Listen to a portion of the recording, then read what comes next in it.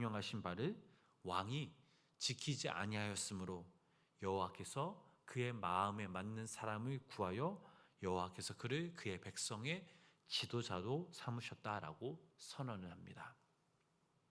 하나님의 명령을 어긴 사울의 지도력을 더 이상 인정하지 않으시겠다라는 거죠. 하나님의 이런 결정에 생각해 보면 너무하다라는 생각이 들 수 있습니다. 그러나 지도자 한 사람의 그 판단과 행동이 많은 사람들에게 영향을 끼친다라는 것을 생각하면 또 한편으로는 하나님의 결정을 이해할 수 있습니다. 하나님의 영향력을 끼치는 자리에 있는 사람에게는 그에 맞는 권리와 책임을 부어주시고 권위를 주십니다. 그래서 분명한 사실은 그에 따른 책임도 따른다라는 거죠.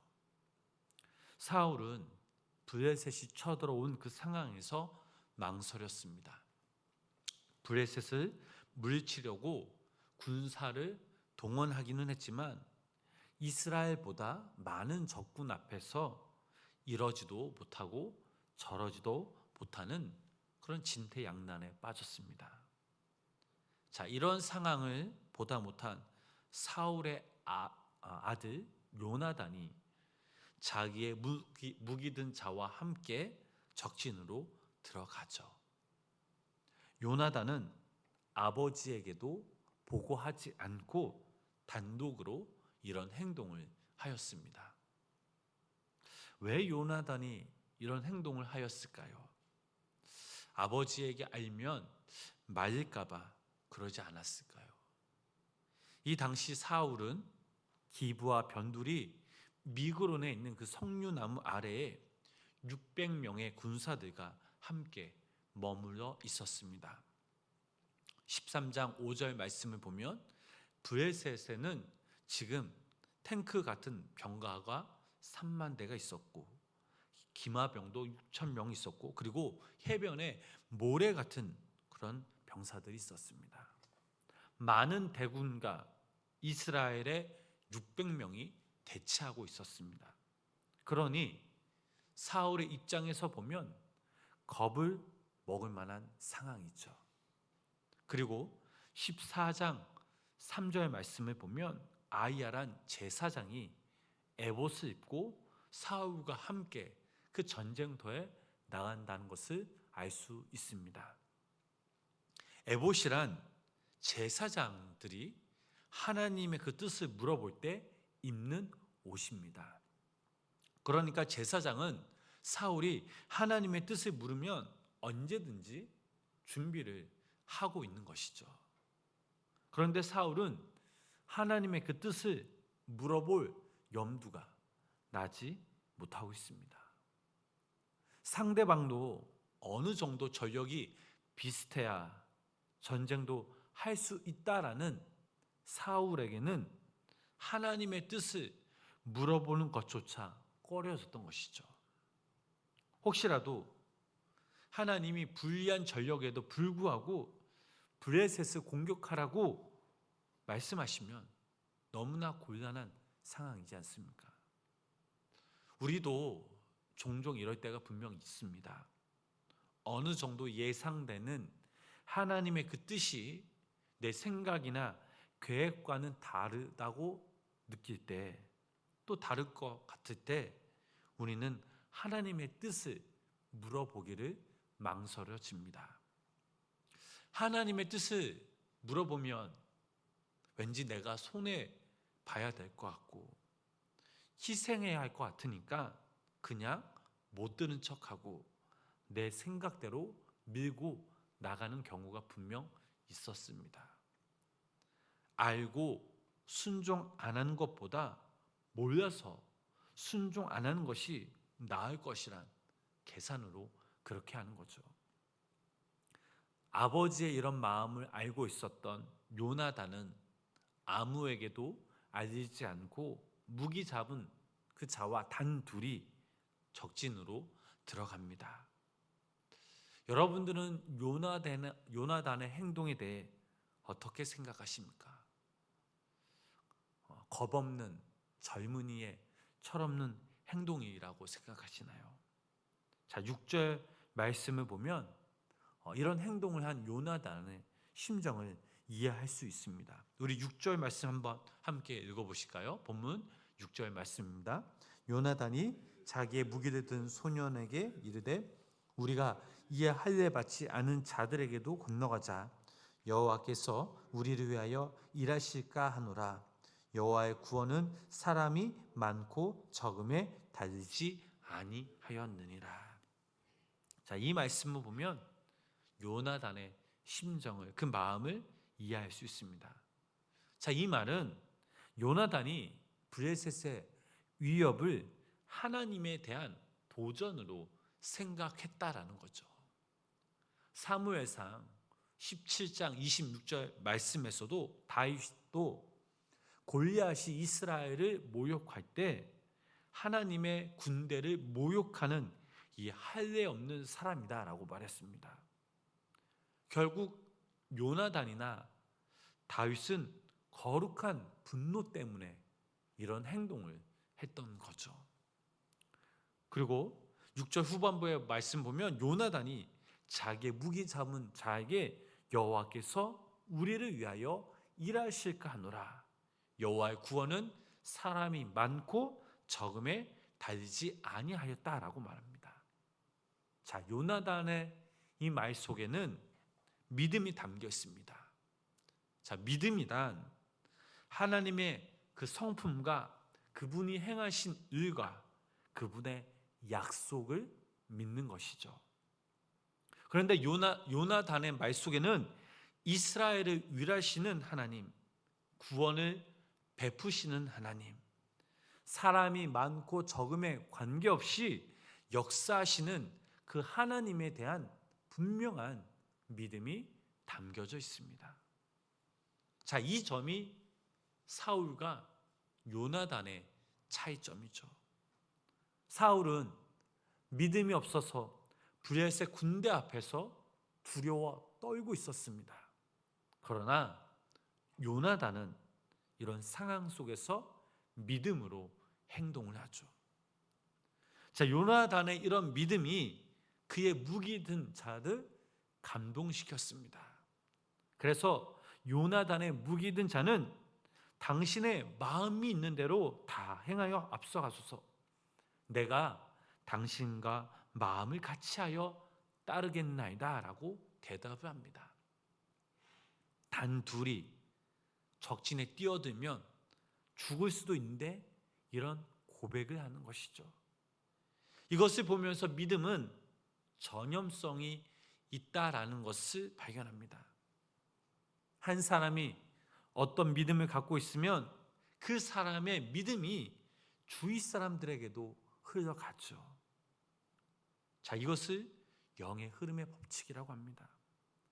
군사수가 적은 이스라엘이 블레셋에게 패할 것이란 사울의 믿음은 백성들에게 흘러갔습니다. 반면 여호와께서 우리를 위하여 일하실까 하노라. 여호와의 구원은 사람이 많고 적음에 달지 아니하였다. 요나단의 이 믿음은 그의 무기 잡은 자에게로 흘러갔습니다. 지금 여러분들은 지금 주변 사람들에게 어떤 믿음을 흘려보내고 계십니까? 사울의 믿음을 흘려보내시고 있나요? 아니면 요나단의 믿음을 흘려보내고 있나요? 분명한 것은 지금 여러분들이 흘려보내고 있는 그 믿음의 열매를 거두게 될 것이라는 사실이죠.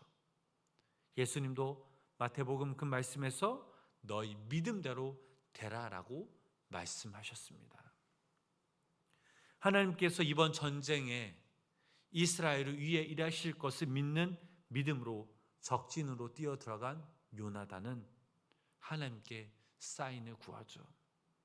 만일 자신들의 모습을 적군에게 보였을 때 블레셋 사람들이 우리가 너희에게 가기를 기다리라 라고 하면 그냥 기다리고 올라오라 그러면 하나님께서 블레셋을 자신들 손에 넘겨주시겠다라는 사인으로 알고 적진으로 진격해 들어가기도 합니다.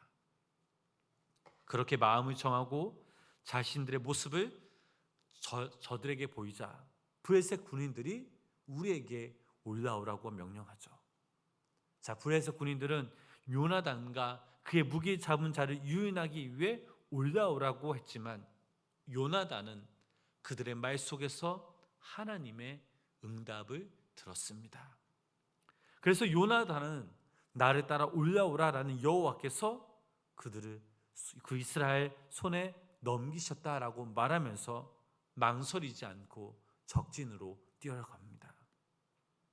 하나님을 믿는 자만이 즉각적으로 반응하는 모습이죠.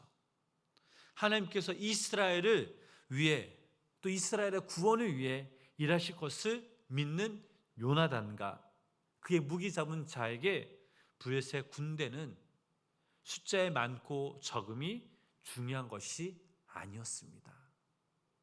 그들의 믿음 앞에서 적들은 무기력하게 쓰러지죠. 잠깐 사이 브레셋 군사 20명이 이들의 칼에 쓰러졌습니다. 그러자 순식간에 전쟁의 분위기가 역전됩니다. 자, 15절 말씀 우리 함께 보실까요? 본문 15절 말씀입니다. 들에 있는 진영과 모든 백성들이 공포를 떨었고 부대와 노략군들도 떨었으며 땅도 진동하였으니 이는 큰 떨림이었더라. 좀 전까지로 이스라엘은 브레셋의 엄청난 군사력 때문에 두려워 떨었습니다. 그런데 지금은 그 많은 브레셋 군사들이 2명 때문에 두려워 떨고 있습니다. 과연 믿음대로 되었다라는 사실이죠. 요나단과 그의 무기 잡은 그 자의 믿음이 바로 하나님을 일하시게 되었습니다. 자, 여기서 요나단의 무기 잡은 자와의 나눈 대화를 살펴보면 그의 입에서 나오는 말마다 여호와라라는 말을 사용할 수 있다는 것을 우리는 알 수 있습니다. 6절에서 2번, 10절에서 또 12절에서 한 번씩 총 4번을 사용하죠. 이것을 통해 요나단의 마음속에는 하나님에 대한 믿음으로 가득 차 있었다라는 것을 알 수 있습니다. 그리고 그 믿음이 바로 큰 역사를 이루어냈습니다. 그렇다면 이 시대에도 하나님이 찾으시는 그 사람은 그 마음속에도 믿음이 충만한 사람이 아니겠습니까? 하나님이 찾으시는 사람은 어떤 사람일까요?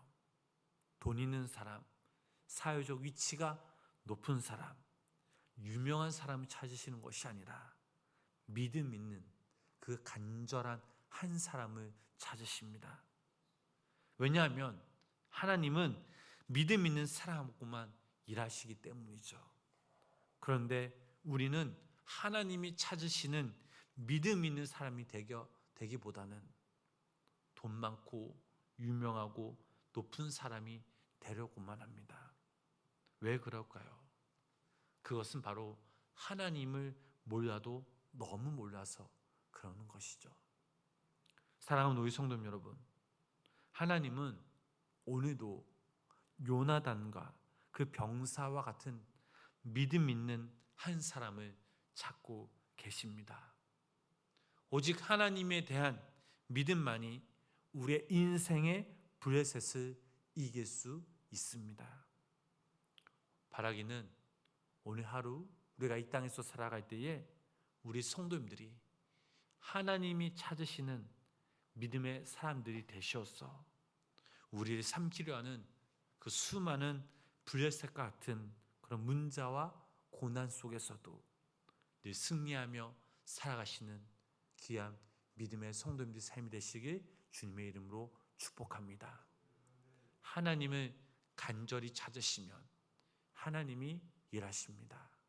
하나님이 역사하십니다.